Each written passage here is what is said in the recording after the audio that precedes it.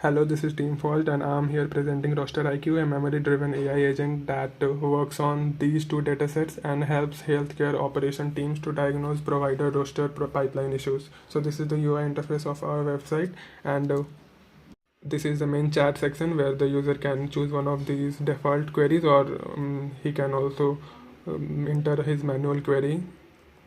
And here we can here the user can see visualizations made, and this is the active alert system made by us, which scans the pipeline data continuously and triggers alert whenever market drops below threshold or failure count spikes up, etc.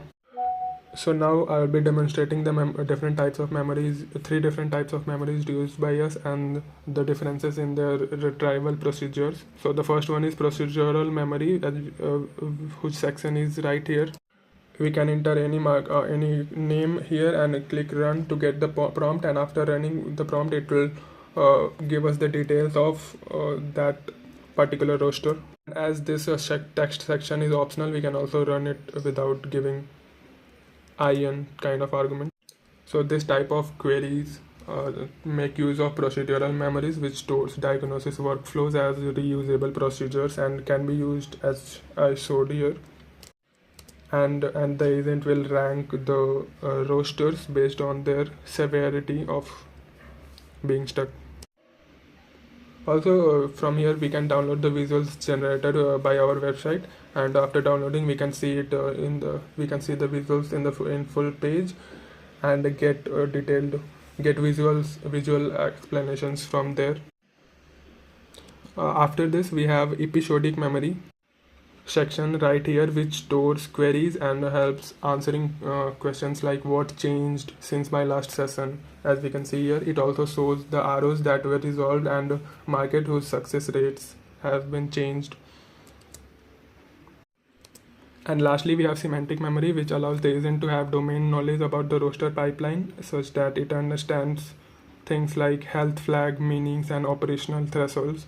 And with the help of this memory system, we can answer questions like this: why is roster operation flagged as stuck? And after analyzing, the AI agent will reply us with a very semantic and human readable form of answer. While the AI agent is still analyzing, I'll explain another function which we added, that is clustering rejection patterns using clustering analysis.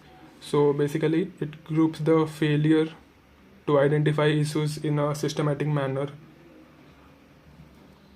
The previous query is still getting analyzed, and here is the result from our AI agent.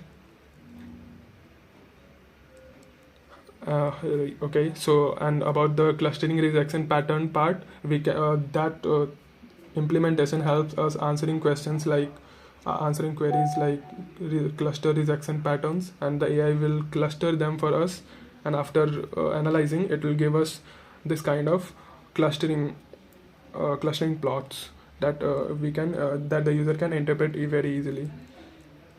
Finally, we have also added a web search tool as required by the project description, which allows our RosterIQ to fetch external context as well, and we can give it queries like a search for CMO Medicaid roster submission rule changed 2026, and it will search the web for the external context and reply us with the final answer as shown here.